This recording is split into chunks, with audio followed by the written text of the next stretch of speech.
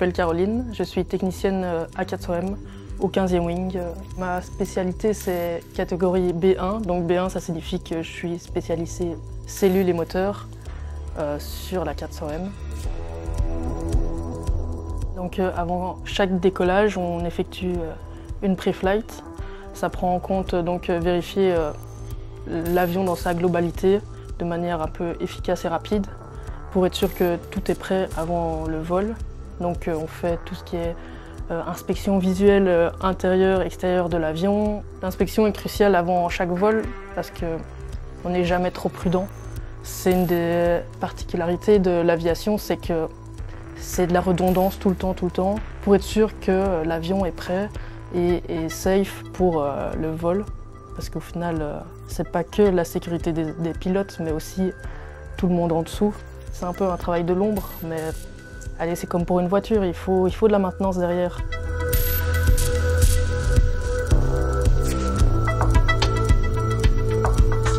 Moi je suis Sam et je suis pilote à 400M au sein de la 20e escadrille de transport tactique basée à Melsbrook. La BTA 2025, ça consiste essentiellement en des vols d'entraînement tactique pour nous les pilotes, ensemble avec nos Loadmasters. On s'entraîne essentiellement à effectuer des largages avec le Special Operations Regiment et donc des vols ici dans la région.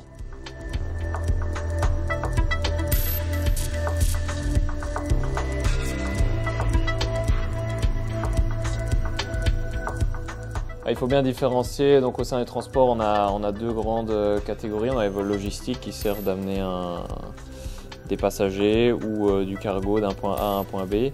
On a les vols tactiques qui sont plutôt tout ce qui est largage, évacuation de personnes sur des terrains sommaires. Il faut réaliser que les vols logistiques se font souvent à plus haute altitude, les vols tactiques à plus basse altitude. Donc, il y a une manière différente de travailler à ce niveau-là. Donc la grande différence avec les vols tactiques aussi, c'est que évidemment il faut être plus concentré, on a plus de choses à gérer simultanément, on est en communication avec plus de personnes. Là où un vol logistique de A vers B, on est en contact avec le contrôle aérien standard, mais par exemple ici quand on fait un vol de largage, on est en contact avec l'officier de zone de largage, on est en contact avec nos loadmasters dans l'avion, on est en contact avec le contrôle aérien. Il y a beaucoup d'aspects qui rentrent en ligne de compte et c'est surtout la division d'attention qui est plus élevée qu'un vol standard. La manière de travailler qui est essentiellement différente vu qu'il faut quand même donner beaucoup plus d'attention à d'autres paramètres.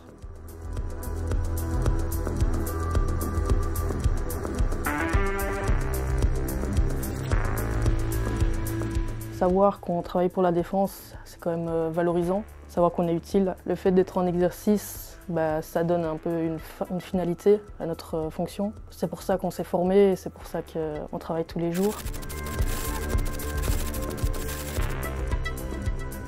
Il y a beaucoup de gens, ils pensent, on rentre dans l'avion, on appuie sur un bouton décollage, puis après on appuie sur un bouton atterrissage.